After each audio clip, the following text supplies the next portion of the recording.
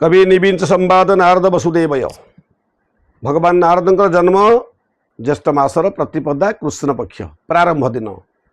आरंभ नारद पाखरे एवं शेष भगवान को स्नान पूर्णिमा अर्थात नारद जयंती जगन्नाथ जन्म जयंती दुई जयंती रे यह आरंभ एवं शेष बड़ आनंदर कथा विश्वर प्रथम सांबारिक नारद एवं ब्रह्मांकर मानसपुत्र दश प्रजापति मधुर नारद एवं कोलपोछा पु नारद दक्ष वृद्ध अंगुष्टि मूलु नारद जन्मिले कोलु तृतीय अवतार नारद जगन्नाथ तत्व महाभागवती कथार एवं कहुए जे दुईटी पंचरात्र जगन्नाथ पंचरात्र नारद पंचरात्र नारद जन पंचरात्र प्रणेता नारद को एकाधारे आम ग्रंथकार कहवा सन्थकार कहवा एवं भगवान भक्त कहवा भगवान कहवा अंश अवतार तत्व कहीं दुई महाकाव्यर सी वक्ता वाल्मीकि को राम कथा व्यास को कृष्ण कथा कह से प्रथम वक्ता पुनः दुई